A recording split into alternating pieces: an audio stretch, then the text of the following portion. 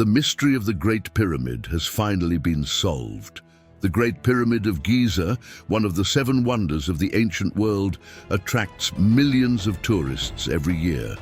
If you've been to Egypt, you probably have a fun photo pointing at the top of the pyramids or holding the Sphinx in your hand.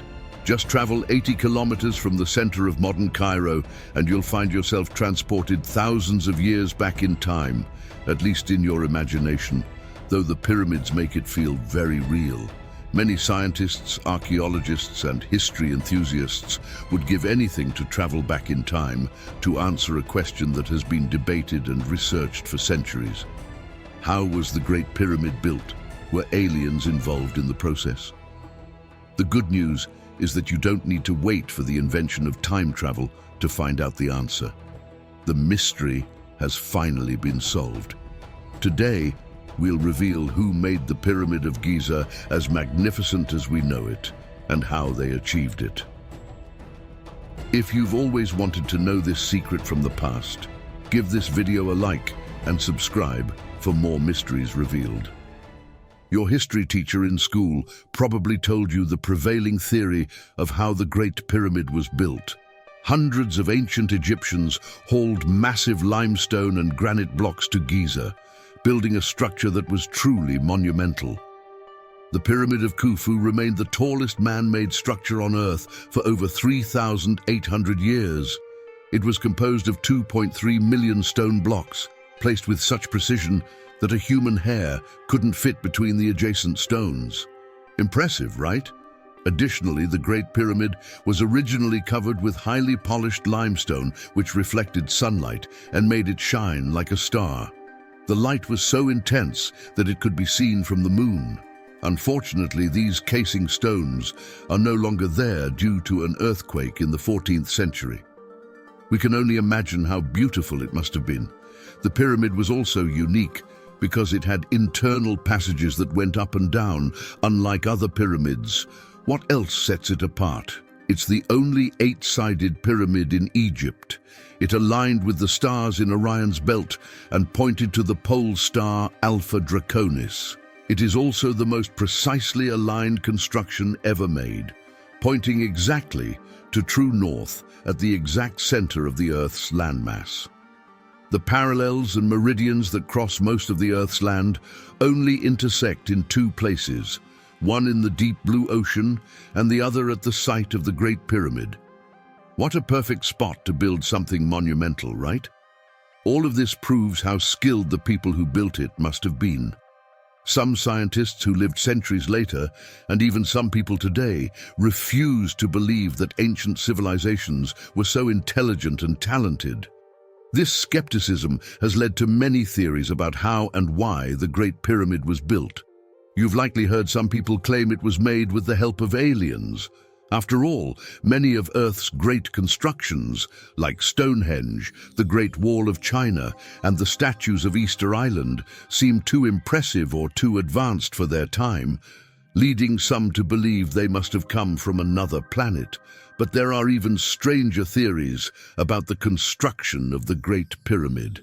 In medieval Europe, people believed that the pyramids were built to store grain, claiming they were the granaries of Joseph as described in the Old Testament. In 1859, a British publisher named John Taylor concluded that the pyramid was not built by aliens or the Egyptians, but by Noah himself. Yes, Noah, the one who also built the ark. Taylor made some important calculations and even invented a special measurement called the pyramid inch, which, according to him, was almost identical to the British inch. A Scottish astronomer named Charles Piazzi Smith was so inspired by Taylor's writings that he conducted his own research. His findings were published in 1864 as a 664-page book. Imagine the amount of time this research must have taken. The results were quite interesting. Smith claimed that the pyramid, if measured in pyramid inches, could be read as a history book of the Earth's past and future. The Great Gallery, for example, which was the inclined passage, marked the birth of Jesus and 33 inches later, his crucifixion. The gallery ended at a point somewhere between 1881 and 1911 pyramid inches, and Smith believed this represented the years of great tribulation before the second coming of Christ. Some scientists completely rejected the sacred origins of the pyramid. In 1884, a paper presented at a conference in Philadelphia claimed that the pyramids were originally hills. These hills were used as quarries to obtain stone for buildings. Over time, the hills were carved into pyramid shapes. One of the most intriguing theories about the pyramid's construction involved levitation. Not the Wingardium Leviosa kind, used by Harry Potter in the magical world, but a different type, one related to the power of the human mind and sound vibration. Acoustic levitation, according to the proponents of this theory, allowed the stone blocks to defy gravity and move along the ground. Aliens, Noah, levitation, what truly helped build the Great Pyramid? We're about to find out. Click like if you can't wait to get the answer, because we've got it. The mystery has remained unsolved for centuries, but now it's been cracked. New evidence has emerged, revealing how the Egyptians managed to transport 2.5-ton limestone and granite blocks over 500 miles to build Pharaoh Khufu's tomb in 2600 BC. The pharaohs spared no expense when building the pyramids. They hired the best architects and engineers of their time to oversee the construction. Of course, they didn't do the hard work of moving stones themselves. They left that task to an army of laborers. They had 170,000 tons of limestone to move to the construction site. But how did they do it? A 45-year-old papyrus roll was discovered at Wadi al-Jarf, a port on the Red Sea, and it shed light on the mystery.